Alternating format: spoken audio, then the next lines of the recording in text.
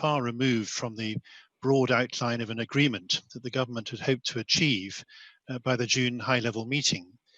Given this and the government's ruling out of an extension, is the June meeting still a watershed moment for the negotiations? Thank you, Chairman. You're right. We obviously are quite a long way from the broad outline of an agreement that we hope to be at this point. We are, I guess, frustrated that it is clear from the discussions that we've been having in the last few months that a free trade agreement and the economic aspects of this negotiation could be agreed pretty quickly, but that other issues like the level playing field, like fisheries and so on, get in the way. I hope we can make some constructive progress next round and in the run into the high-level meeting. Obviously, it's going to be limited. We have to see how that high-level meeting can be used to make progress in the best way. Personally, I hope it can be a way of giving some new impetus, but we'll have to see what the market will bear at the moment. Thank you very much. Did you have something to add to that, Michael Gove? No, I think David summed it up perfect. In that case, I'll come back with some questions later on, and for now, I'm going to hand over to Lord Wood. Hello. Thank you, Mr. Gove, Mr. Frost, for being here. Mr. Frost, could I ask you a couple of questions about the choreography of June? What is the sequence that you envisage of the choreography, if you like, between the June Joint Committee meeting, the high-level meeting, and the European Council on the 18th of June? They're all, to some extent, some of those points are fixed and some are not. We haven't yet fixed the high-level meeting, though we're obviously talking to the Commission about that. I think it is very likely still to be in June, I would guess in the last week of June. I think in an ideal world, you would have a negotiating round next week. You would have some stocktake at the European Council, and then you would jump off with new impetus from the high-level meeting after that.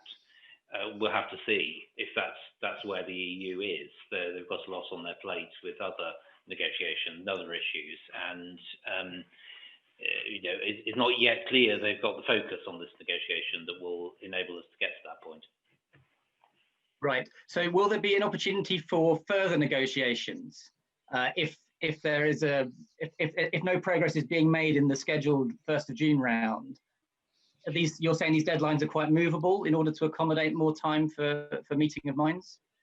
Well, we're all working on the assumption that there will be further rounds after the European Council and the high-level meeting. I'm expecting there to be one towards the end of June. I'm sure there'll be at least one more round in July.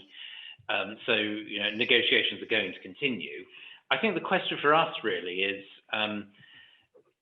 for the UK, we've got to balance two things. We've got to balance on the one hand, the need to keep talking as long as there is a constructive process happening, which at the moment there is. And at some point, our need to provide maximum certainty to businesses, economic operators about what's going to happen at the end of the year. So the Canada and Australia outcomes, to use the shorthand, are similar, but they're not identical. And at some point, we have to be clear about what business has to be ready for. So, we will talk in a constructive way as long as there's a constructive process in being. But at some point, prioritising readiness for the end of the year will loom larger than the negotiating process. But I would say we're not at that point at the moment, but as a matter of logic, it will come. But from what you say, it sounds like the June deadline for an extension request is neither here nor there. It won't be used under any circumstances. Is that true? Are there any circumstances to do with the negotiation that would prompt you to actually consider an extension request? Well, obviously, I work within the policies set by the Prime Minister and the committee that sets policy in this area. The government's position is pretty clear that we are not going to ask for an extension, and if the EU asks for one, we will not agree to that. So I think that's just part of the framework now, and we're working to an end-year deadline. Okay, and on the question of consultation with them to begin to prepare for the exit to the transition period, if indeed there is no agreement? At what point will there be discussions with business about that eventuality? Well, I think that is really a question perhaps for CDL on the readiness side. He's focusing on the negotiations proper. Yeah, we are engaging with business now. The business knows that, as David pointed out, there are significant differences between in the shorthand, a Canadian and an Australian style deal. For business, they will need to be ready for customs declarations and other processes. So the business process of making sure that you have customs agent capacity or intermediaries who can ensure that those declarations are filled in are pretty much the same come what may. Obviously, everyone's attention has been distracted by COVID-19, but we're anticipating building up our engagement with business for the changes that they will inevitably require. Of course, the other thing is if we're outside without a Canada-style agreement, there'll be the additional process of tariffs to be paid on some goods. But in many respects, while tariffs, of course, are significant in some sectors, the biggest bureaucratic challenge is making sure that people are ready for being outside the customs union. And so business broadly knows, so there is much work still to be done, what that will require, and HMRC and others are engaging with business on that. Thank you. Just one quick final question, a follow-up to my early one, Mr. Gove. If indeed the European Council comes back and says, look, we really do need a little extension to this transition period in order to get the basics sorted out, is the government's position that it will say no to that request? Yes. Okay, thank you for your clarity. That's all. Very good and crisp. Thank you very much. Baroness Brown. Thank you, Lord Chairman, and good afternoon, gentlemen. I wonder if I might follow up with Mr. Gove some of the discussion that we were just having. We heard in our discussions in Northern Ireland with businesses how essentially desperate they were to know what preparations they should be making, and I think you've touched on this. But I'd like to ask you if you could expand a bit on what mechanisms and support you're considering to facilitate an orderly transition from what happens today to the requirements of the future relationship. And I wonder perhaps if you could tell us a bit more about when the proposed business forum will start its work and what it will be doing. Thank you. With respect specifically to Northern Ireland, Northern Ireland business had a wide range of views on the protocol, but there was no near universal welcome, not 3 cheers, but certainly 1.5 for the publication of our command paper on the protocol, which laid out the principles by which Northern Ireland businesses will continue to have unfettered access to the rest of the United Kingdom's internal market, and also laid out some additional processes that will need to be undertaken when goods are moving from Britain to Northern Ireland in order for us to play our part in protecting the EU's single market. Our business engagement has now begun with the Secretary of State for Northern Ireland and his team leading that. Of course, there are still some issues to be worked out, but one of the things that we have said to the Northern Ireland executive is that any additional cost will not be borne by them, but by the UK government. And can I, since you've touched on the unfettered access, can I just ask you how we square the absence of a requirement for exit summary declarations with Article 5 of the protocol?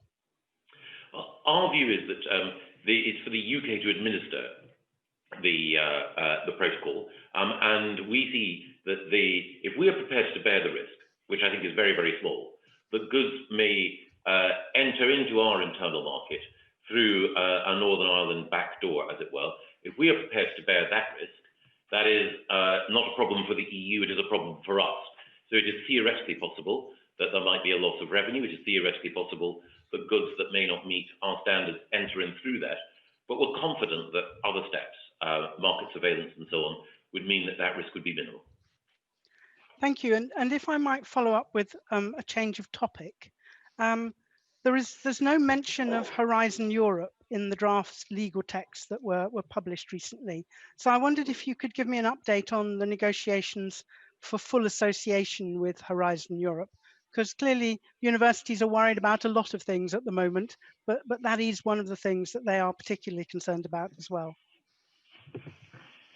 Sure, happy to do that. We are talking to the Commission about Horizon Europe and 3 or 4 other programs that we're interested in participating in if we can find the right terms. We haven't published our own text on that, principally, although we keep the right to do so, but principally it seems that because these are EU programmes, it is kind of logical to work off their text rather than writing our own. So this is a slightly special case in this process. We've begun discussions. There are a number of areas that still remain to be clarified. In particular, the Commission has proposed a mechanism which would mean that in no circumstances could the UK be a net recipient from any of these programmes, only a net contributor. There are some provisions about the terms of access, the GDP key, the terms on which either side could exit the programme that need to be sorted out. So if we can sort these out, then we're very much open to participation, and actually the negotiation is pretty constructive, but we're still some way from agreement on it.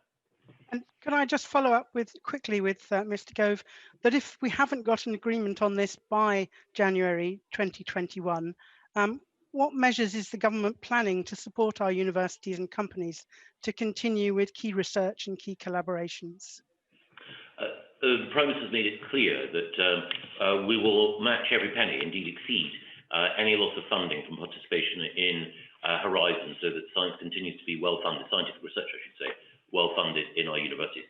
Of course, as you know far, far better than me, there are other impacts on our universities as a result of COVID-19, and I think that we will need to ensure that we're even more determined to support scientific research. It has to be one of the top priorities for future government expenditure overall. Thank you, that's good to hear. Thank you very much. Baroness Cootie. Yeah, so sorry, so it's a bit of trouble unmuting. Could I ask Mr. Frost, when Mr. Gove appeared before us on the 5th of May, he indicated that we would be willing to accept non-regression clauses, but not an additional level playing field provisions that might, for example, require alignment to EU law regulations. If we set state aid on one side for a moment, could you say what the EU proposes beyond non-regression in areas of beyond non-regression in areas of labour, the environment, and taxation? What additional things may they be asking for that may restrict potentially our ability to enter into free trade agreements with countries outside the EU? Thank you. Yes, it's quite complicated, but I'll be as brisk as I can. On labour, they are suggesting that there should be as you say, non-regression from EU standards. So that's EU standards is important. They are suggesting that enforcement mechanisms need to be in place domestically, which they are. They're proposing a ratchet clause, which is complicated, and I can say more about that if you wish. And obviously they're proposing that what happens in this area should be subject to a dispute settlement mechanism that includes the European Court of Justice. So that's what's over and above that. On environment, it's rather like that, except that they would like us to establish an independent authority to police ourselves, as it were, in the environment area. And on climate, they would like us to commit to carbon pricing and to the Paris Agreement as an essential element of the agreement. Tax is a bit different. It isn't normally a part of an FTA in quite this way. What they're proposing is commitment to good governance and OECD standards, where we don't have a big difference between us, of course. They're proposing non-regression on 3 specific tax measures around anti-avoidance, which really equate to EU directives, and again, policed by a dispute settlement mechanism that involves the European Court of Justice, and we have some problems with that aspect of this. Though generally on tax, we have similar principles, as you would expect. So that's the sort of slightly complex and in some areas actually unprecedented arrangements that are being proposed. And I mean, I accept that politically we're going to try and hold firm on this. If we were forced into any form of compromise, how would that impact the free trade agreements we may want to enter into with third countries? And is there anything else in the regulations that is currently within the EU that we have to adhere to, that they're trying to ensure that we stay adhering to, that could equally protect their markets in the UK? I'm thinking particularly of agriculture, viticulture, automotive, those important big industries for the EU, where I can see that they would want to try to protect their market in the EU, where they feel they could be undermined by free trade agreements with countries who could produce those products perhaps more cheaply.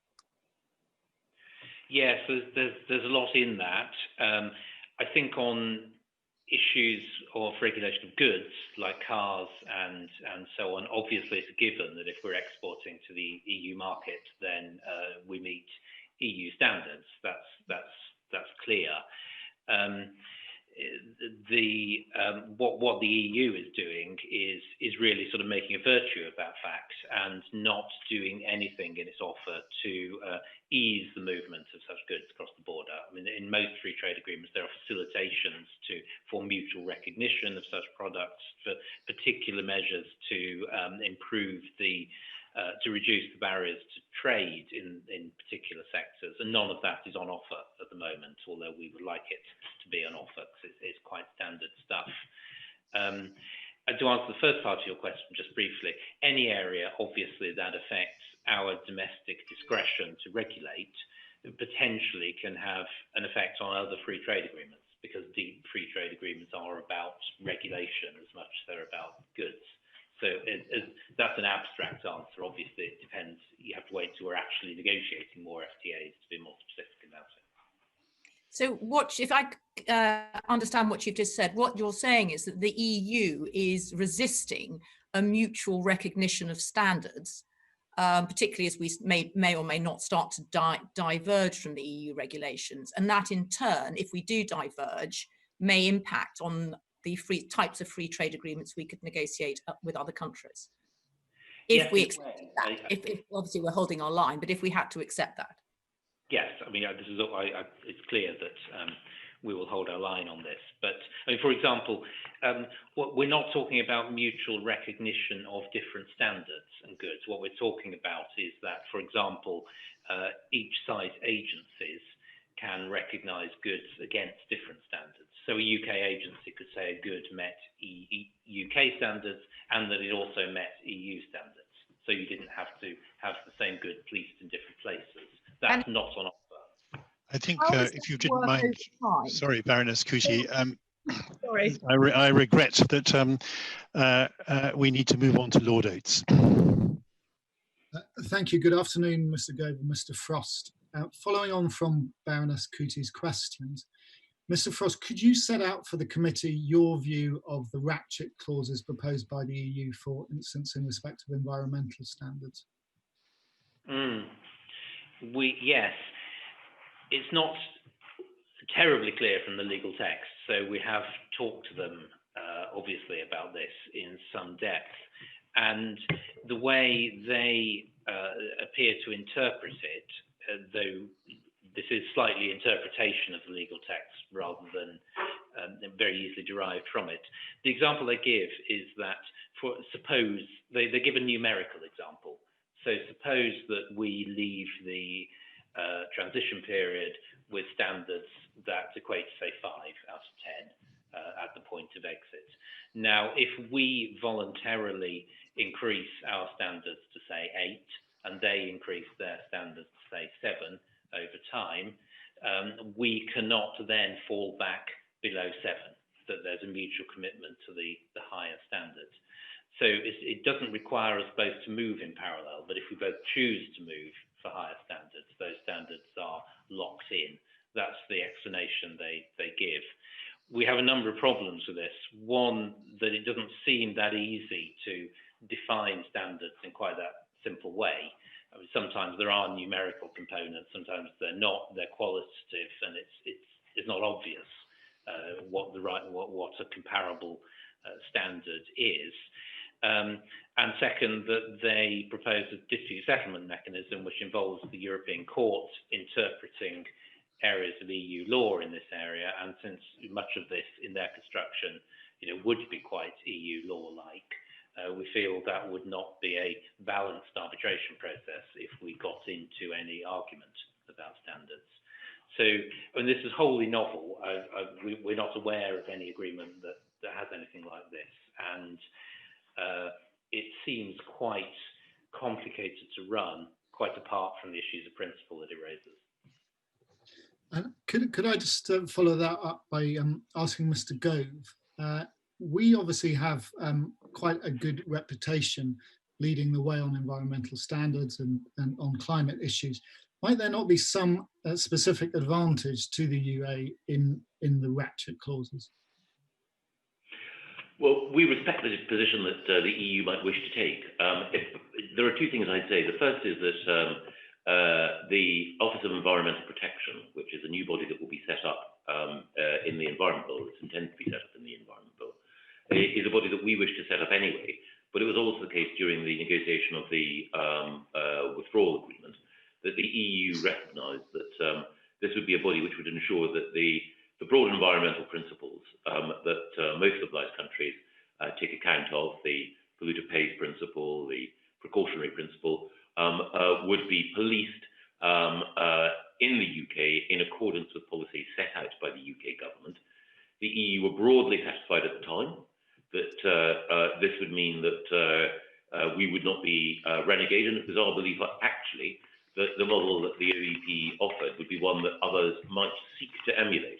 But the point I think was made by the Prime Minister in his Painted Hall speech that while we absolutely wanted to continue to be leaders in environmental standards and in other areas, we would not ourselves place an obligation on the EU. We don't want to use these negotiations in any way to fetter them. And I think this goes to David's point, which is that the level playing field requests and the way in which they've been decided or argued for are one sovereign equal seeking to fetter another sovereign equal, and we don't take that view. Thank you. And then just finally from me, Mr. Frost, could you tell us how you respond to Michel Barnier's claim in his letter to you that the level playing field provisions, including on state aid, don't mean that the UK would continue to be bound by EU law? Well, I think that the draft treaty that they have put forward clearly shows that we would be bound by EU law in the state aid area. Indeed, there's an obligation to carry on to adopt it dynamically. As EU law changes, that we would have to change our domestic law to match it with penalties if we didn't choose to. I'm sure and confident that Michel Barnier knows that well, and I read his letter accordingly as part of the ongoing process of negotiation. Thank you. Lord Kerr. Good afternoon. Question for Mr. Frost, please.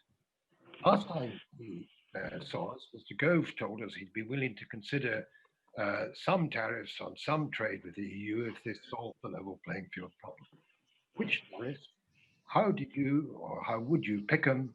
Wouldn't this breach the WTO MFN basic rule? Well, yes, we brought this into the discussion because obviously we prefer zero tariffs, zero quotas as the outcome. We've committed to that in the political declaration. That's what we're working for. But what we're trying to do is find a way through the level playing field problem. And if you like, at the moment, we've got a choice, and a binary choice in these negotiations, which is zero tariffs with lots of level playing field or no agreement. And it seems that there is a way in the middle of this, which is level playing field characteristic of a free trade agreement with free trade agreement like levels of access. So 98, 99% tariff free, but a small amount. So obviously we've got to discuss with the EU whether this is a productive way forward. I'm not sure it is at the moment, but we've put it on the table. Obviously, we'll have to have, if it is a way forward, we'll have to have a discussion about which tariffs would be excluded from the process. There's precedents, obviously, and they tend to be in agriculture, but that will be a policy decision. So that's the state of the process that we've got to. I don't think it would bring in WTO MFN provisions as I see it. It would simply be it would put us in a situation analogous to Canada or other countries that have a free trade agreement that doesn't cover quite everything. Substantially all trade, but you're saying it would be a very limited number. Question to Mr. Gove, please, a wider question. In his Greenwich speech on the 3rd of February, that rather odd speech, in which he warned the world against getting into a panic about coronavirus, Mr. Johnson said, quote, "Humanity needs the UK to take off its Clark Kent spectacles and play Superman, the supercharged champion of free trade."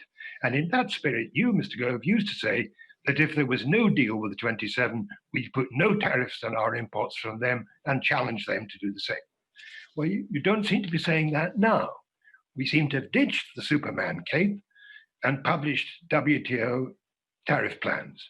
Do you now agree that no deal with the world's largest free trade area would mean these tariffs on imports from our largest supplier and their tariffs on our exports to our largest market? And wouldn't that be quite a big step back from free trade? Well, there's several points there. The first thing is that the Prime Minister was warning specifically about a retreat to autarky in the wake of the pandemic, and he made the point that we need international cooperation, and we've seen that, scientific procurement and otherwise. So I think it's only fair to say that the Prime Minister was right to say that a retreat into full-on protectionism in the face of COVID-19 would be a mistake. It is the case, of course, that COVID-19 has exposed the fact that there may be an over-reliance in some areas on some markets, and therefore what we need to do is have even greater diversification, which would, of course, help promote freer trade overall. On the point about the tariff schedule that we've published, I think it's fair to say that it's more liberal than the EU's approach, and that we've gone for simplification of a number of areas where the EU have a more complex approach. For example, the Mersing table, which covers agricultural goods, we're radically simplifying. So in that sense, it is a step forward to free trade. So of course, it's only one step. We want to take further steps by concluding free trade agreements with other countries as well.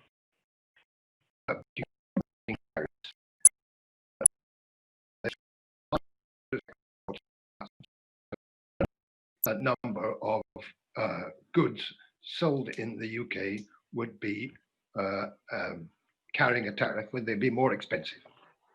Yes, and that would be a hit for the EU. It is one that they might want to take, but as is well known, the EU has a surplus in trade in goods with the UK. There are some economists, I'm not one of them, but there are some economists who argue that if you are a deficit country when it comes to goods, then it is economically rational to have tariffs, because, of course, it's a way of making sure that you increase government income and also penalise your competitors. I don't take that view, but it is a respectable view held by some. The people who would suffer most as a result of this would be EU producers. Thank you very much indeed. I'm sorry to have to stop at Lord Kerr in full flight there, but could we move please to Baroness Neville-Rolfe? I wanted to follow up, if I might, on tariffs first, with two questions. Have you assessed the impact of any such tariffs on UK businesses? You mentioned EU businesses, but UK businesses, the supply chain, and indeed the economy overall. And is there a comparable precedent for an FTA inclusive of tariffs being agreed so quickly? You know, we've only got a few months left.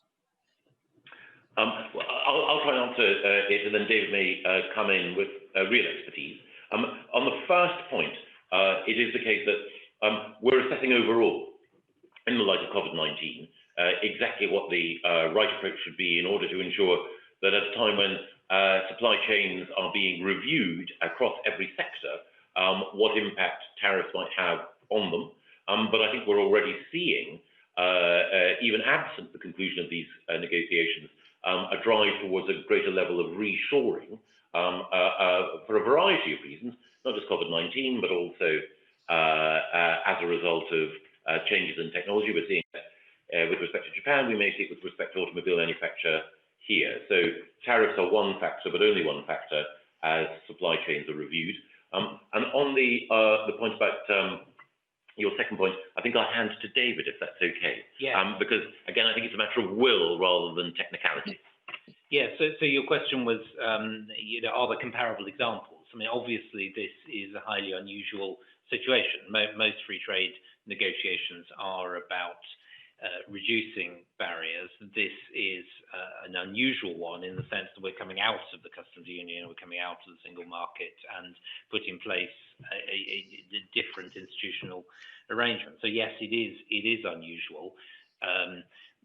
That is one of the complexities of this negotiation. Obviously, as a policy decision, the government's view is that the benefits of having regulatory control yourself and of controlling your own customs arrangements in the long run outweigh the cost. But obviously, we'd like to minimise that cost if we can. Right. So there isn't really a precedent because it's a completely different situation.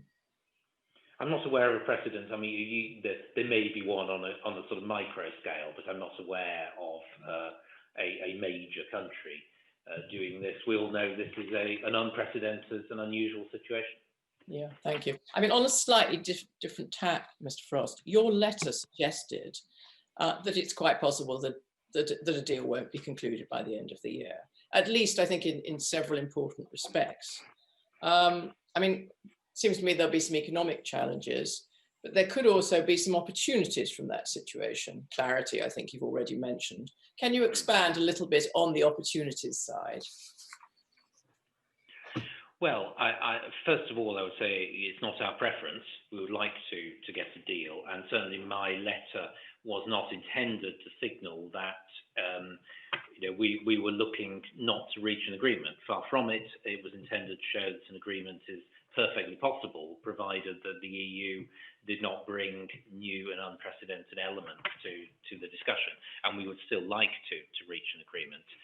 I think in terms of the opportunities, obviously one big opportunity is the ability to control your own trade and do free trade agreements with other countries more broadly, to lead the WTO in the trade world more generally, and to have regulatory control over your own rules in a way that makes us nimbler and more capable of responding, for example, to technological development and the EU. That is a policy decision about the right regime for the UK, which the government has taken and was settled through the election and the referendum before that. And Chancellor of the Duchy, is there anything you would add? No, I think David sums up perfectly. Thank you very much. Thank you very much indeed. Lord Teverson. Yes, perhaps I can start at a higher level on the fisheries side with yourself, Chancellor, Mr. Gove. You're recognised generally as being one of the most successful DEFRA Secretaries of State. You have family connections with the Scottish industry.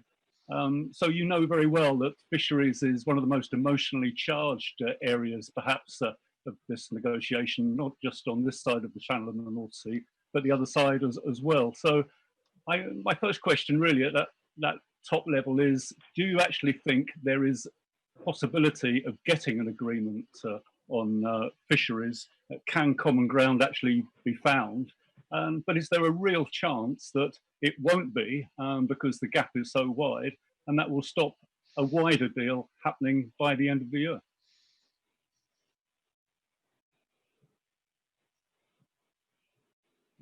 Well, it is an area. Thank you very much, Lord Teverson, for your very kind words. And you're absolutely right. It is an area of significant contention. It's interesting that, as we understand it, Michel Barnier had a call with the fisheries ministers of various EU nations earlier this week, and he may or may not have been seeking some flexibility from them, but their message to him was to stand firm. So Whether we're inflexible and they are resolute, or they are stubborn and we are principled, whichever way you cut it, there is a sense of a standoff there. Michel Barnier argues that he doesn't want to look to the past with his agreements, with this agreement. The precedents are all very well, but he wants to look to the future. But one of the contentions that David has made, and which I strongly agree with, is that on fisheries, they are looking to the past. As you know well, stock management, climate have changed what's happening in our waters. We want to use a method, zonal attachment, which more accurately reflects where the stocks are and what their conservation condition is. The EU wants to stick essentially with a modified version of the relative stability mechanism, which relates back to where fish were when we joined the EU and what patterns of fishing were when we joined the EU. So again, I don't want to be unduly critical. If I were the Irish or the Danish fisheries minister, I would fight for my sector as well. But I do think that this is an area of real difficulty. Perhaps this is Mr. Frost, but is an agreement by the 1st of July, which is what was hoped for, is there any chance of that whatsoever? And if so not, what's the implications of that, or where does it go from there?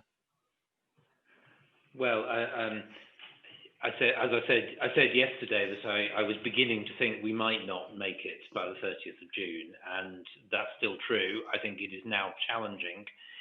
It is only an aspiration, of course, in the political declaration. It's not a requirement. I'm sure we'll carry on talking after the 30th of June.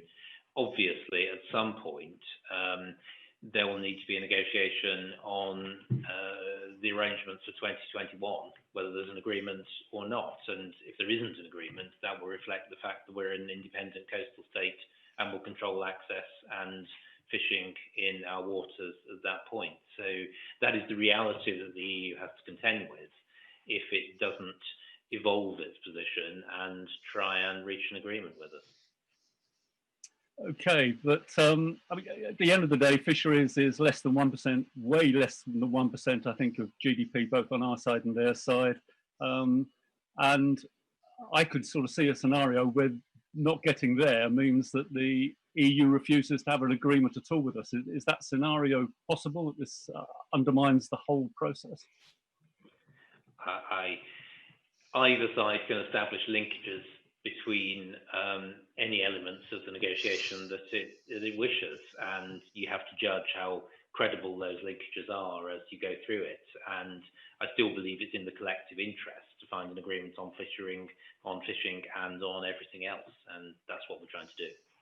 I think I have about sorry, Mr. Gove. No, you carry on, please.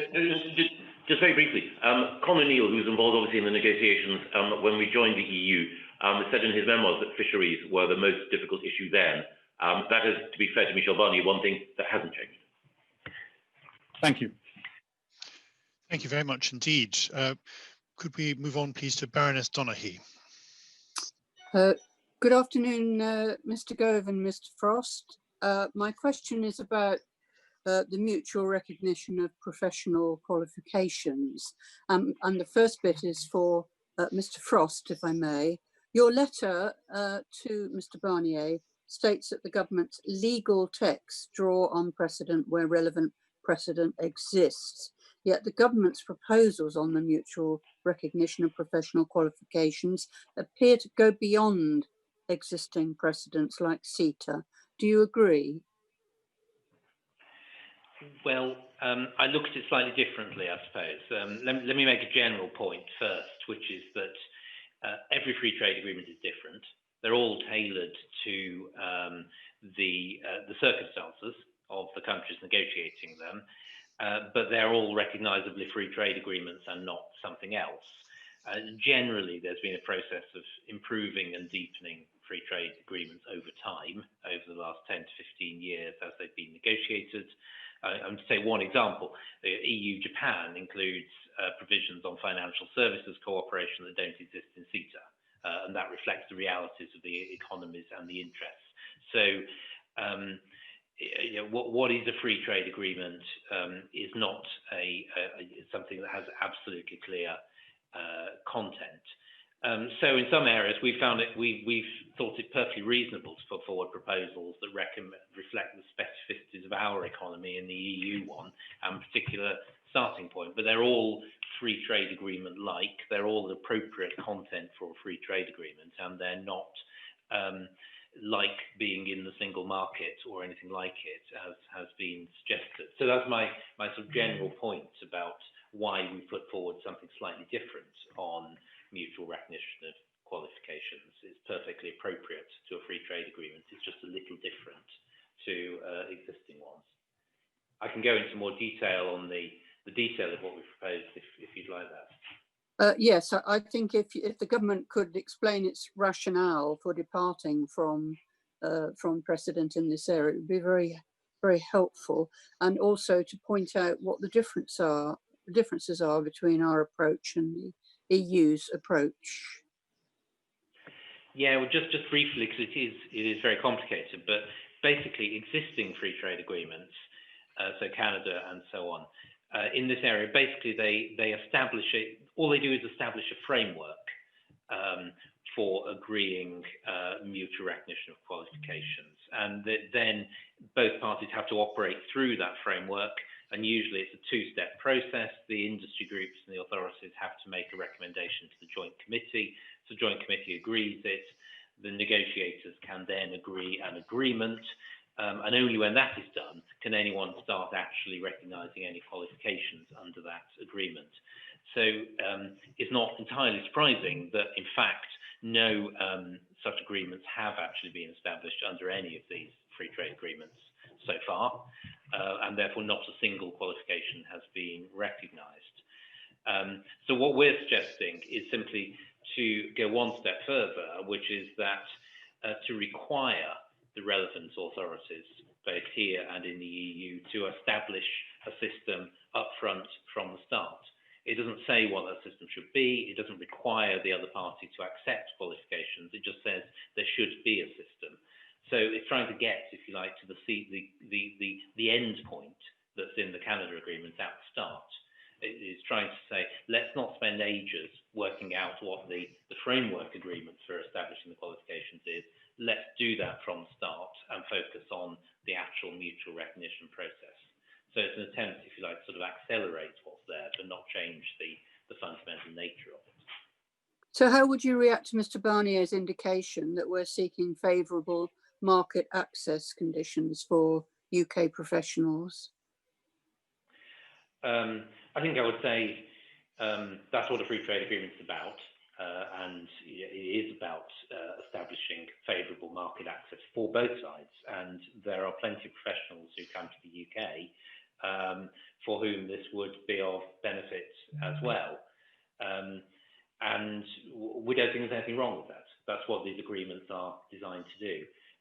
Obviously, if the EU doesn't want to do it in this way, then we will have to find some other way of doing it that will be more like the Canada agreement. But we make no apology for putting forward. It seems perfectly reasonable that we should be trying to improve market access. It's not at all like being in the single market, where you have a single set of rules policed by a set of institutions and no choice about how you operate them. Thank you very much indeed. Lord Lamont. Good afternoon to you both. Hello? Good afternoon. Can you hear now? Yes, we can. Loud and clear. Right. Good afternoon to you both. A question for Mr. Gove, if I may. How much progress has been made on the financial services negotiations, particularly the equivalence assessment, which should have been easy and should have been made or should be made by the end of June?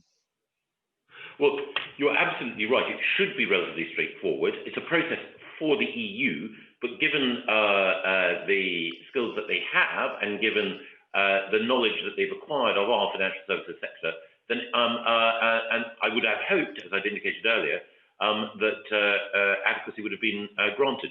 But there may be more that David can say about the smoke signals that have emanated from the negotiations themselves. I mean, obviously, the negotiations are about the future. This is about whether or not we pass a particular test now. But over to David. So on equivalence, obviously the process has begun, and the Treasury is in regular contact with the Commission about all this. And some pretty hefty documents have been exchanged by way of questionnaires, which is in a way a little surprising, since the EU knows our system perfectly well and knows what directives we are abiding by and how we do it. But there we are. We go through the process, and it's a constructive one. We don't see why this need take a long time, but we are in the EU's hands as to how long it takes. We're conducting our own assessments of the EU's equivalence to us on the same timescale. So that's where we are. It's constructive, but there's a bit of a way to go yet before we get to the decision. Could I ask another question to Mr. Gove? How important do you think an agreement is for the financial services sector? How easy would it find it to operate with no agreement at all? And are there any sectors of the financial services sector you think would be particularly vulnerable? Yes, there would be some sectors that would be more affected, and some sectors that would be significantly less affected.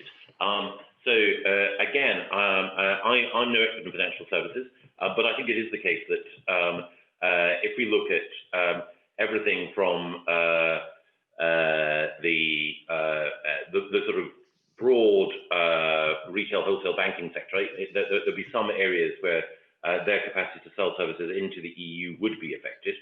But I think it's important to look at the UK financial services sector in the round. And I think that there are several things. Firstly, it is the case that there's a concentration of expertise, not just in financial services, but in the business services that support it, legal, accountancy, and otherwise. Secondly, there are a few places in the world where you have such a deep and broad capital market. If it were the case, as I think I mentioned in the past, that the EU chose deliberately to raise the barrier themselves on access for our financial services to their market, the losers would be investors in equities in EU companies who would not be able to get the very best price for any transaction that they wanted. So it would be another example of potential self-harm on the EU's part. That potential self-harm, as I say, might have an impact on certain parts of our own financial services sector, but there are some part of our financial services sector, some funds and so on, that will be completely unaffected. More broadly, as we've seen in the past, it is the case that some EU rules on everything from bonuses to, I've forgotten the name, the acronym of the particular restriction, we'll come back to it, but there are rules which have been designed by other finance ministries in the EU specifically to cause problems for our financial sector. Outside the EU, we won't be exposed to those risks. David.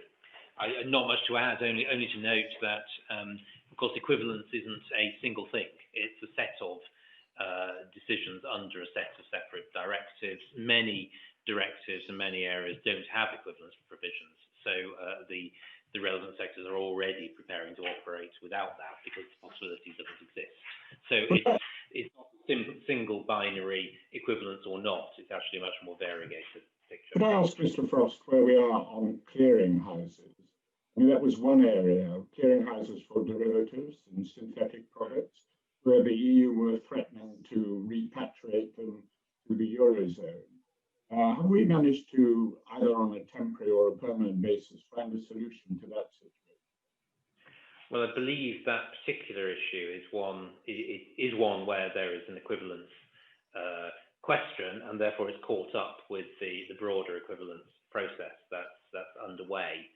I'm sure we can write with more detail if that's useful, but I think it's covered by my general answer earlier that this is going through the mill of the equivalence process. Right, if you could possibly write, that would be helpful. Thank you very much. That's a kind offer. Could we move to Lord Sharkey?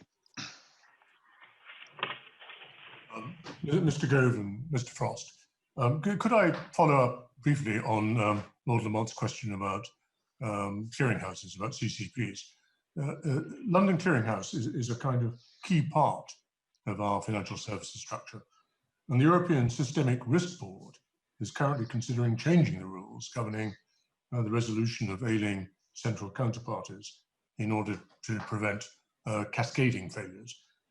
Are we part of those discussions? And what would be the effect on our financial services, the regulatory divergence amongst CCP regulating authorities? I think I would have to suggest that we wrote to you on that point. My own focus, obviously, is on the broad negotiations with the EU for the future, rather than that specific side of it. But we can certainly let you have more information. That would be very helpful. But turning to the broader side of it, in that case, what reasons has the EU given for resisting the inclusion of provisions on regulatory cooperation for financial services, including consultation on a mechanism for deciding equivalence decisions? Good question. We're not sure why they won't go down this road. What we are proposing is a set of arrangements rather like those that are already in the EU-Japan agreement, and it therefore seems a bit strange to us that this is a difficulty, but maybe it's a difficulty that will be overcome as we move forward in the negotiations. I think the EU's basic view is that this is not, at least in this context with us, is not something they think is appropriate to a free trade agreement and maybe needs to be captured in some other way. But we're not far enough down the road of discussions to know exactly where they want to take this. Okay. But how have they responded to our proposal for the creation of a dispute settlement body for financial services in general? Well, it's a little bit more. Well, I mean, what we've proposed is a little bit more complicated than that, and it's more about bringing predictability to autonomous processes, so that we both know where we stand and there are no surprises. I think we are. I mean, I wouldn't want to go into the detail of everything that's said in the negotiations. I think they feel that, we have a set of good arguments to which at the moment they don't want to respond or pick up in this negotiation in this way. But as I say, we're at a particular stage of the negotiation, and as we move forward, maybe things that aren't possible will become possible. But is that, in some sense, a way of saying that there's a linkage between, say, fisheries and financial services? I wouldn't say that. We wouldn't want to establish any such linkage ourselves in that area. I think the EU is probably doing what any reasonable negotiator would do, which is to indicate that it doesn't want to move on things that are important to them until we are beginning to move on things that are also important to them. So, when we get into that dynamic process, maybe some of these things would become possible, but I don't think fisheries is something that we are going to link to anything. Thank you very much. Baroness Primarolo.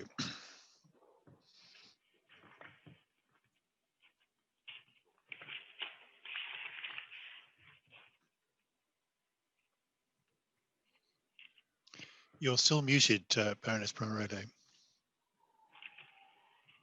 I do apologise. My computer's playing up this afternoon. It's like computer won't let me ask the questions. Good afternoon, Mr. Gove and Mr. Frost. Could I turn to the question of data protection? And in the context of the adequacy decision required by the GDPR, I wondered, Mr. Frost, whether you could take us through the reassurance that you've provided to the Commission that at the end of the transition period, the UK will continue to replicate the EU standards on data protection, which is clearly important for both sides. Yes, of course. So where we are is roughly parallel to where we are on the financial services equivalence process. So discussions have begun over adequacy. The first meeting was, I think, in early March, and we've published quite a lot of the material that has gone to the Commission. You know, again, we've provided extensive detail on all this, on how we've incorporated the GDPR and the Law Enforcement Directive. Once again, they know that very well, but we have provided it in any case. I mean, there's no doubt that, you know, in our view, we're going to be data adequate at the point of exit because we're operating the same rules at the point of exit. So it would seem odd to us if there was any question mark about adequacy at that point. Looking to the future, we have made clear that we intend to operate a high quality data regime that is obvious and goes past of being a high standard country. You know, what we're not going to say is that we will commit to follow whatever the EU does or the GDPR in every detail. And of course, the EU has granted adequacy to 13 countries, and none of those operate the GDPR, but they operate rules that are equivalent. And you know, we are committed to high standards and intend to remain committed to it. Thank you. You've touched there, Mr. Frost, on law enforcement, and the Prime Minister did make it clear in his February speech at Greenwich that we were going to establish our own sovereign controls with regard to data protection. So looking to the future, because this will be crucial, in the context of law enforcement and cooperation on criminal matters, what specific reassurances have you offered the EU 27 on data protection? This obviously is something that will need to be progressed quite quickly. Yes, indeed. So we have offered the same reassurances in that context as we have in any other. Obviously, the legal framework is different, and of course there are two adequacy procedures going on, one under the GDPR and one under the Law Enforcement Directive, and we are the first country that has had to undergo both. So there's a certain amount of a new precedent being established here. Our general point stands that, you know, we intend to be a high data standard country, processing data in the best possible way. The EU's view is that continuing data adequacy is a precondition for any kind of law enforcement cooperation. That's a position they're entitled to take, but it doesn't seem to be one that's absolutely necessary up front in a law enforcement agreement. So that's where those discussions have reached. So could you expand a little more on the detail of exactly what is being said by the EU negotiators with regard to the reassurances that you've provided to them around data protection going forward? Well, I think of necessity, those reassurances are general in the sense that the future is unknowable. Precisely what the circumstances we will be responding to are unknown, but we are committed to maintaining the highest possible standards, and it's obviously inherent in the future that we will be a separate jurisdiction in this area and doing things in the same way. And it's up to the EU to draw conclusions from what we do, but we do not believe we will give them any reason to doubt that we're a high standards country doing things in the best way. Thank you very much. I'm sorry, Baroness Pereira, I regret we need to move on. Lord Morris. Thank you. Good afternoon, Chancellor and Mr. Frost. I'd like to ask you about appropriate further safeguards if the governments wish to mimic Norway and Iceland. What do you mean by appropriate further safeguards? Of course. So what we are suggesting is on extradition is that we should have an agreement between us that is rather like the EU-Norway agreement, as you say, which is similar to the arrest warrant arrangements, but different in some crucial ways. In particular, that you can bring extra safeguards and extra conditions into the process, which don't exist in the EU system and which have been quite controversial domestically here. So, to take two examples, probably the two most important examples, proportionality is one safeguard that we are looking for. Some EU members have got a legal obligation to pursue every case, however trivial, and thus extradite citizens for minor offences, very minor theft offences, for example. And we think judges should have the right to refuse to surrender somebody under when they receive a warrant if the costs of that process and the associated process is not proportionate to the accusation against them. Another area is trial readiness. Again, this has been quite controversial. We think that judges should be able to refuse to extradite if a case is not basically ready to go to trial in the other country, or if or it's to ensure a sentence is served. What we think is not reasonable is that we should be required to extradite citizens simply to sit in a prison, essentially on remand for prolonged periods while an investigation is being conducted and while we don't know that any charges will be brought. So those are two of the main safeguards we want to bring into this process. They've not been agreed yet, but we are having a constructive discussion about them. Do these aspirations go beyond EU law? Well, they're different to EU law in the sense that the EU arrest warrant arrangements don't allow you to place these sorts of conditions. The Norway one does include some different conditions, and we're looking again for something that's a bit tailored to our particular circumstances and the needs of our legal system. How will these arrangements be policed and enforced? Well, they will take place under the legal provisions of the agreement. We propose, obviously, if there is a disagreement in a particular case, there will be the possibility for both parties, both governments, both sets of authorities, to discuss that situation. What we don't think, and this is a general point about law enforcement agreements, we don't think they're appropriate to arbitration mechanisms, or still less the involvement of the European Court of Justice in them. Well, we've heard evidence that the police are concerned that they will have much less availability to extradite. Is that the position that we envisage? Well, the arrangement we're looking for is, as I said, similar to the Norway one, which is a streamlined process compared to what would happen if there was no agreement.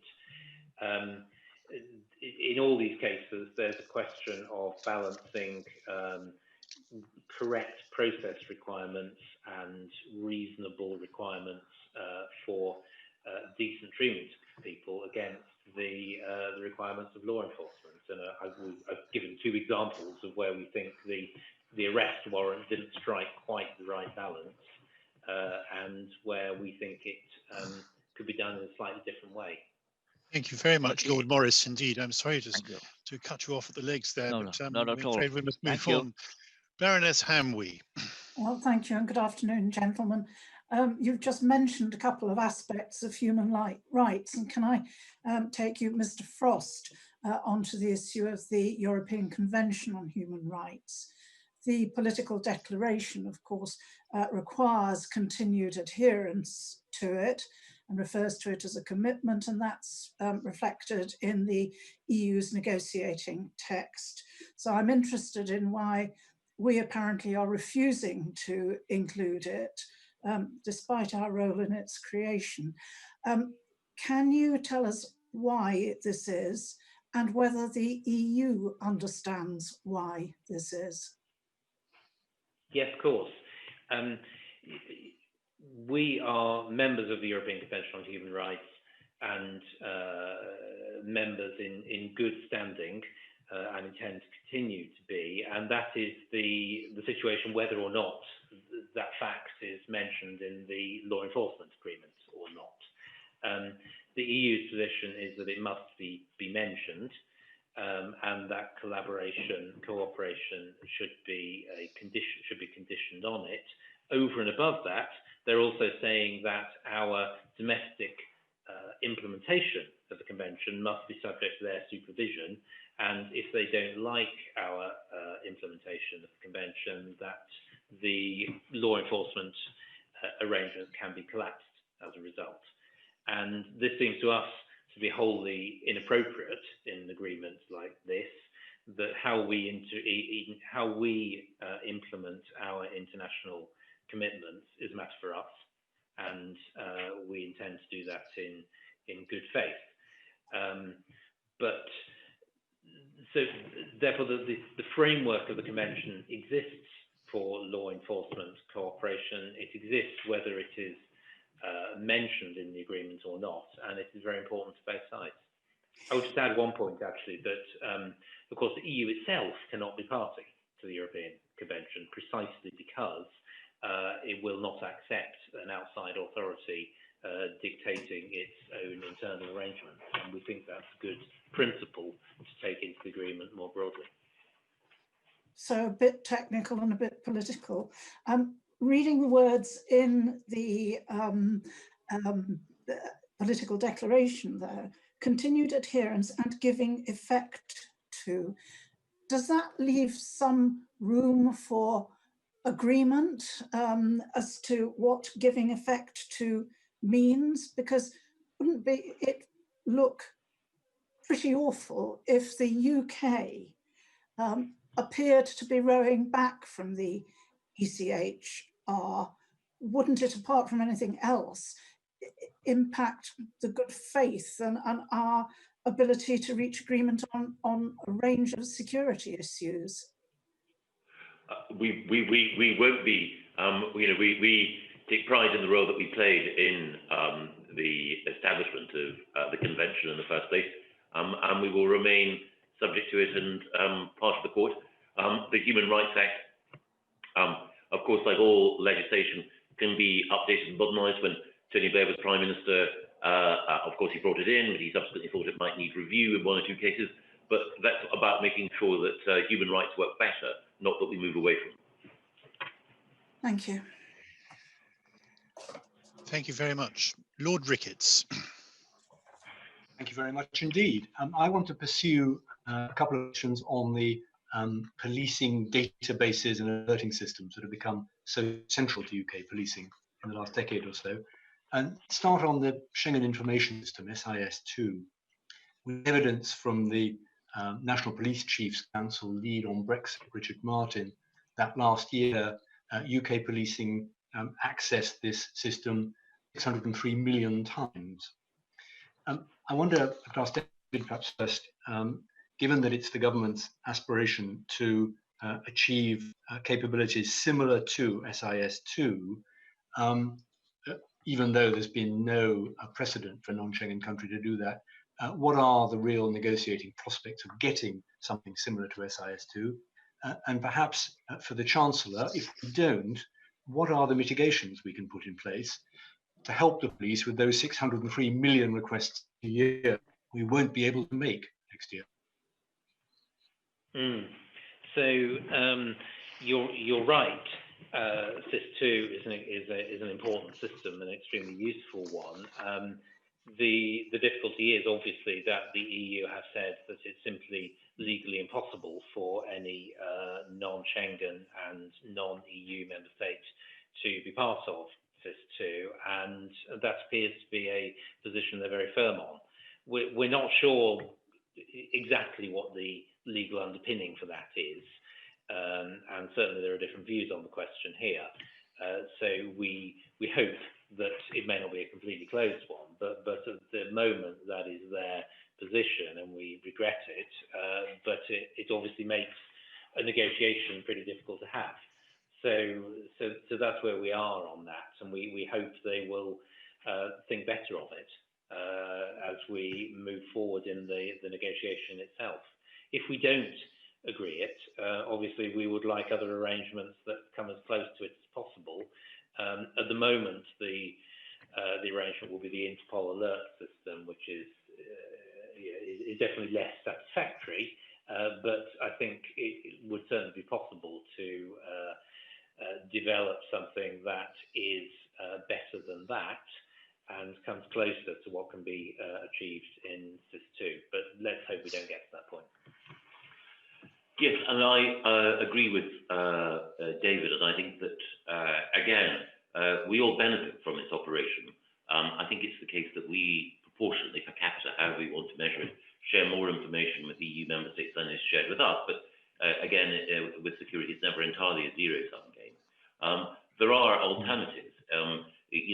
Fundamentally, the question comes down to, as David mentioned, ECJ jurisdiction. But SIS2, when they came in, I think just towards the end of Tony Blair's time as Prime Minister. So, there is an argument to be made that while it is a useful tool, it's not an essential tool in maintaining national security. And there are, through other methods of police and security service cooperation, a number of ways in which we can operate effectively. It's also the case, as I've touched on before with this committee, that Border Force and others believe that if we have the right sort of border controls and we accumulate intelligence ourselves through flows of goods and flows of individuals, that we may be able to better protect our borders than is the case at the moment. But that, of course, is open to debate. Can I then, thank you very much. Can I just follow up briefly on another database, the PROOM database, DNA, fingerprints, vehicle registrations. And when we opted into that in 2015, the government said it was in the national interest as it helps us to identify foreign criminals and serious crimes. And Richard Martin said that accessing crime scene data through PROOM took 15 minutes, whereas under the previous system, it took 4 months. Are we going to go back to taking 4 months to access crime scene data? Well, I hope not. We are having a relatively constructive discussions on PROOM. There are still some differences between us on that. But PROOM is rather like many of the tools in this area, where we're actually having quite constructive discussions on the substance of the tools, but we can't accept the conditions that the EU imposed by way of ECJ involvement, arbitration, data adequacy, the ETHR as they frame it, and so on. So we're positive about PROOM and actually many other areas in this if we can find a way through those questions of principle, although they, as we said, they look pretty difficult, but let's see if we can move forward somehow. Thank you very much, Lord Ricketts, indeed. And could I move to Lord Cavendish, please? Thank you and good afternoon. My question concerns transparency. And I hope it's very clear to you that the publication of the UK draft text hugely enhances our ability as a committee to scrutinise negotiations. However, the letter received by our chair of the 19th of May says that you only published these because of the EU's insistence on sharing them with member states. I think the committee would like to know whether greater transparency and openness could be expected in the future. And will the government commit to publishing updates text in a timely fashion as its negotiating positions develops rather than waiting for 2 months? Yes, thank you very much, Lord Cavendish. I think the fact that the EU were publishing their own text was only one factor. The EU, I think, were making, I don't want to be unfair to but the Commission were making a virtue out of necessity, because sharing those texts with the other 27, with the 27 member states would have meant that they would have inevitably leaked out. Our view was that, as in many trade negotiations, texts aren't published in the detail that we have, but we also felt that it was important that people saw that what we were asking for were a series of precedented arrangements. So, of course, the EU's position was one factor, but a desire to make sure that you and others could see that our request were not excessive with another. And of course, should anything change, then we will be as determined as possible to share everything with Parliament as quickly as possible. Thank you. Mr. Frost, from your point of view, what harm would have resulted from publishing those draft texts at the same time as the EU published its draft agreements back in March? I think our view was that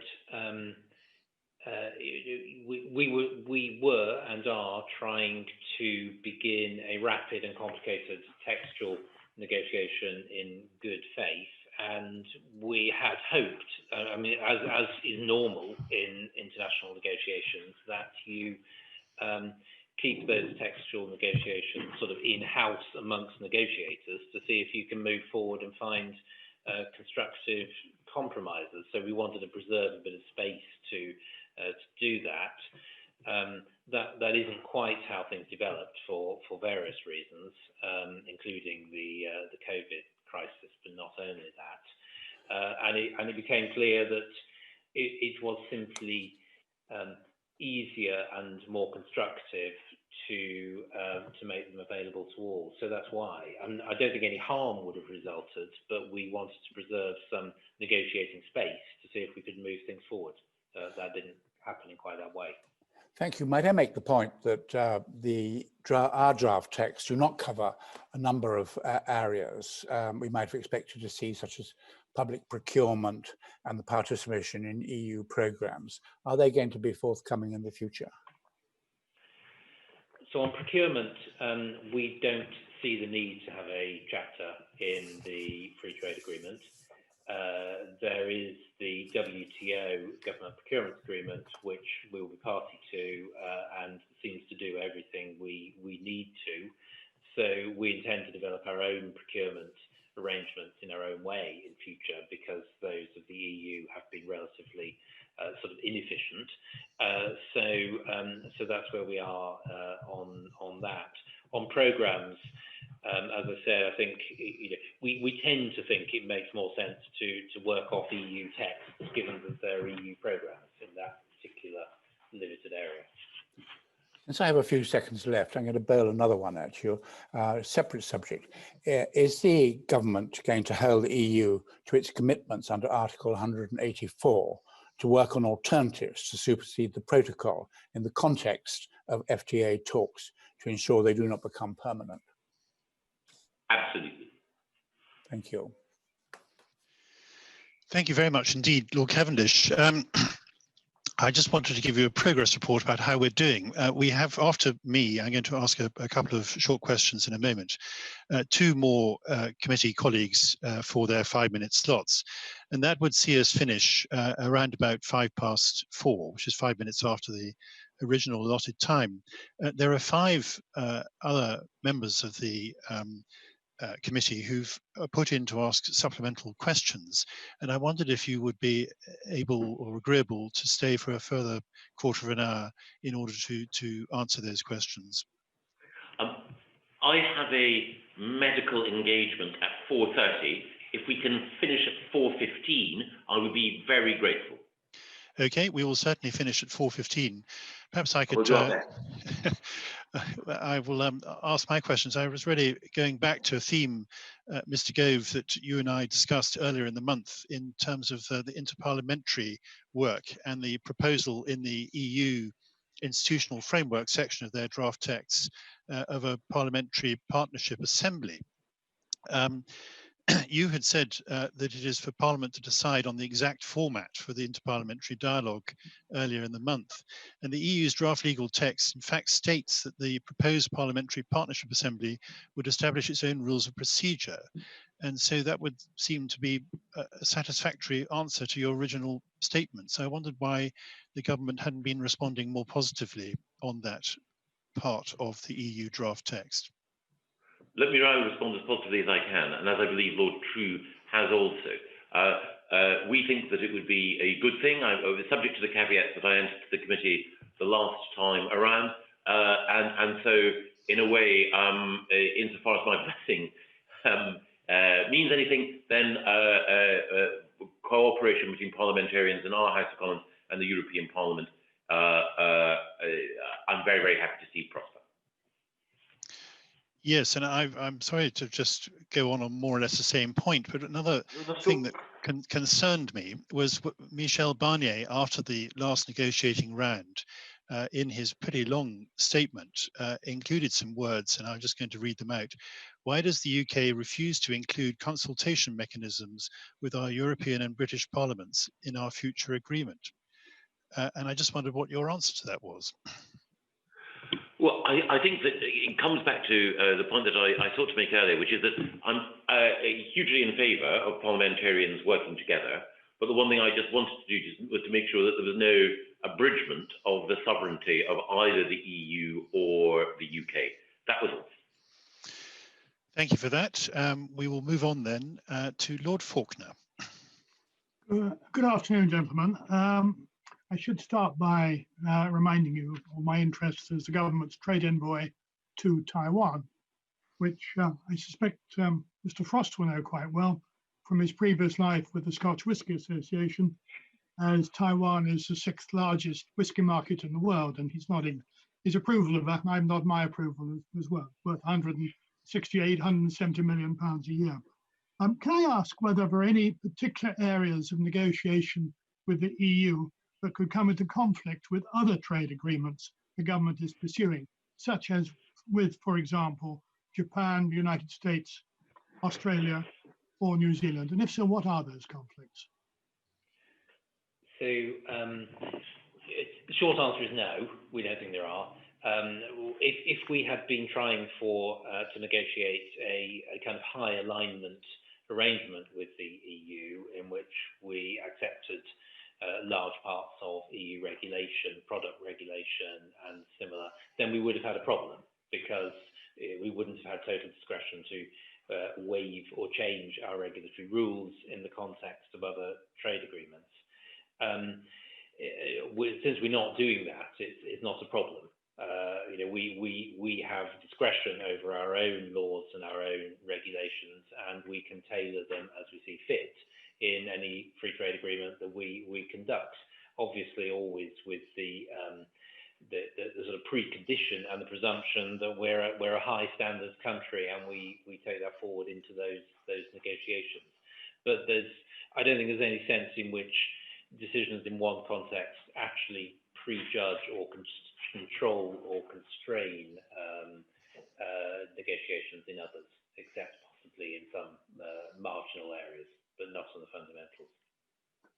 When we have a number of negotiations on the go at the same time, how sure can we be that there won't be conflict between them? How can we keep them interrelated? Is that one Mr. Gove might answer, perhaps?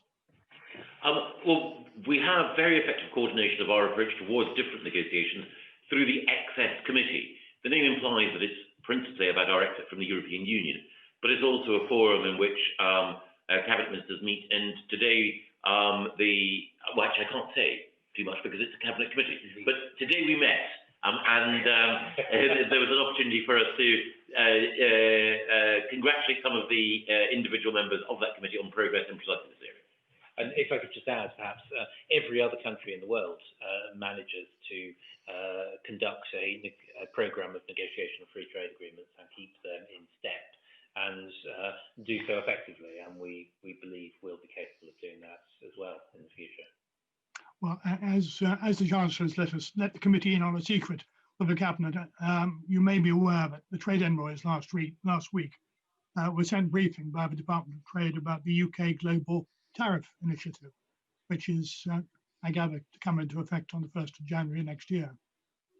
Can you say how you think that is going to affect relationships with Europe? I mean, as far as my work in Taiwan is concerned, I think it's all good news, because I can only see tariffs coming down. I can't see there being any risk of tariffs going up, but it may not be the same elsewhere. Well, in terms of the EU relationship, obviously, if we do not succeed in getting an agreement with the EU, then, as we were saying earlier, tariffs will come in, although our regime is less protectionist than the EU's common external tariff. Obviously, we don't want to get to that point, but it could happen.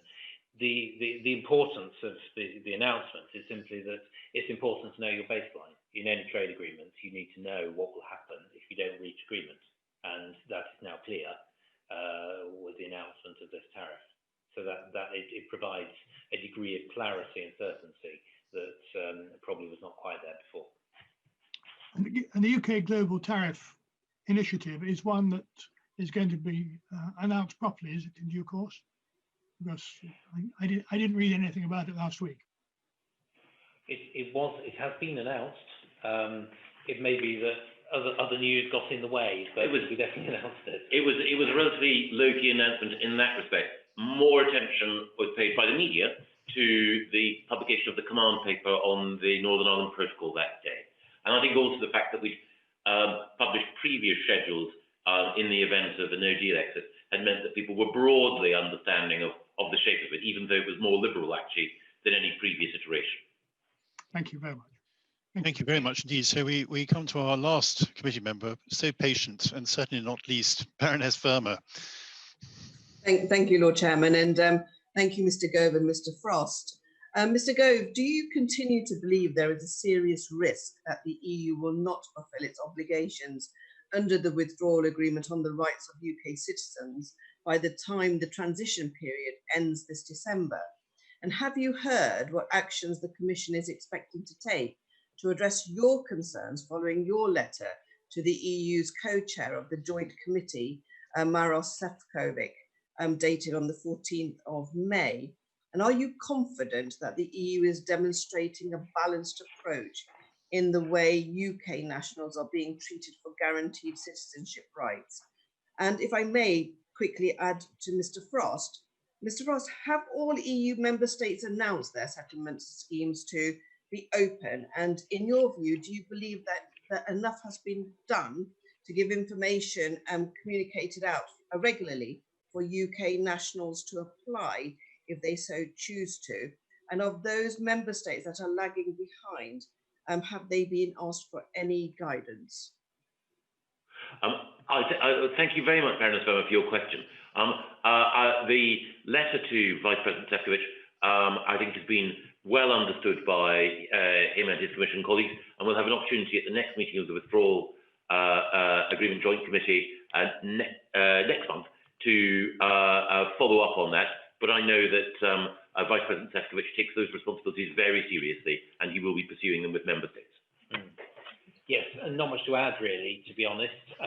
We know that, I mean, as CDL set out in his letter, there are some areas where implementation has gone more slowly for good reasons, in some cases for less good in others. There is still time to do something about that for all member states, and that's where we take the discussion at the moment. I think it's fair to say it's not been ideal everywhere, but we have not got into naming names, and we believe that just as we fulfil our legal obligations, the EU and the member states will fulfil theirs.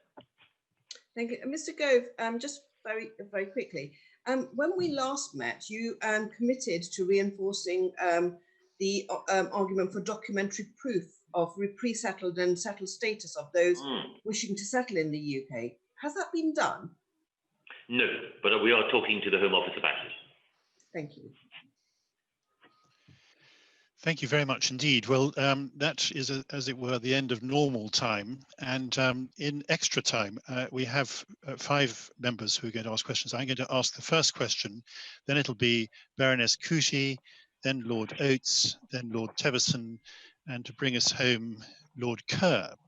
I would be grateful if my colleagues could stick to 2 minutes in this section so that Mr. Gove can get to his medical meeting.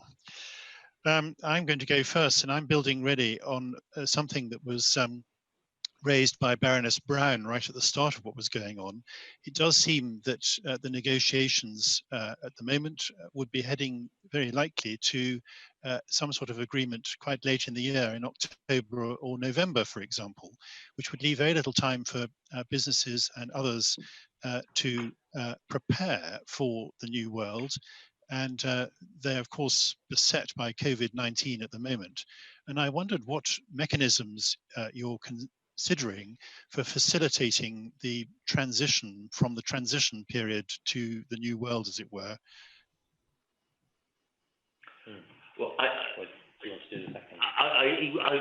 say two things. As David indicated earlier, in broad terms, we expect fruitful talks to carry on after June. We hope fervently that they do. We will do everything to ensure that they can.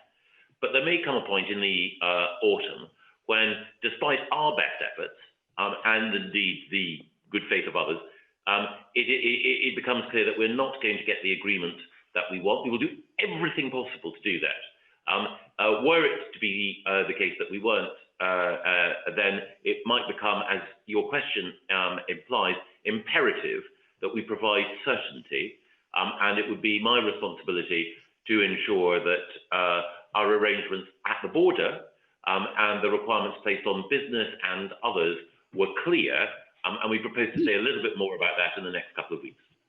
Yes, no, if I could just add, my personal view is October, November is getting a bit late for this, both for readiness purposes here in the UK and also for ratification, text preparation, all the things that need to be done. And I hope that decision makers in the EU member states are not thinking that this can be safely deferred until October or November, and that they don't have to think hard about the politics of it all until then. I think that will be getting a bit late to think of an agreement.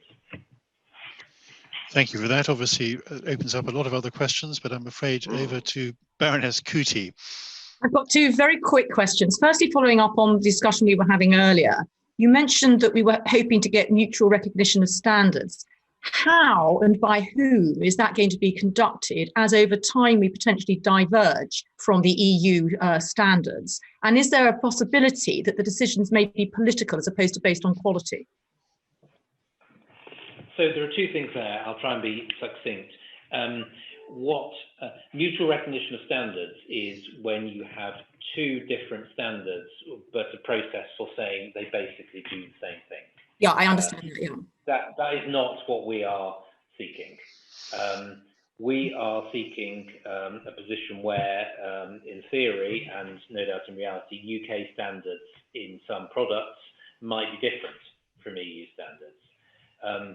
But if you're a UK manufacturer who wants to export to the EU, obviously you must meet the EU standards. What we would hope, and what is normal in free trade agreements, is that you agree that the UK regulator can assess your products against the EU standards as well as the UK ones.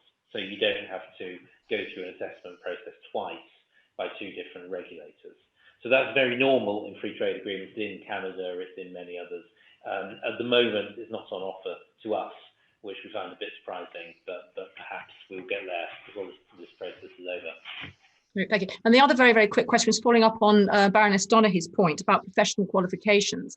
Am I not right in thinking that at the moment we have potentially mutual recognition of professional qualifications across the EU, but practically each jurisdiction or each country within the EU can add their own kinks to it, which actually means in practice that some professions find it very hard to have their qualifications recognised in those countries? And what do you see in our free trade agreement that could possibly be better than that and actually help? I mean, well, you're right. Just very briefly, it has been very controversial, and obviously there have been some famous cases of ski instructors and in France and so on that have attracted attention, most of which have been resolved. It has always been complex, and the rules give quite a lot of discretion to member states. So I think it's fair to say it's never worked quite as smoothly as we would have wished. Obviously, all that is locked in the withdrawal agreement as of now, and it's the future and ongoing recognition, new pathways, new rules that is what's at stake, and that's why we want something that would work smoothly and clearly, and offer a decent chance of continued recognition. Does it look like you're going to get it? You're getting a warm reception? We're having constructive discussions about it, but it's not one of the easier parts of the negotiation. Thank you very much. Thank you. Lord Oates. Thank you, Lord Chairman.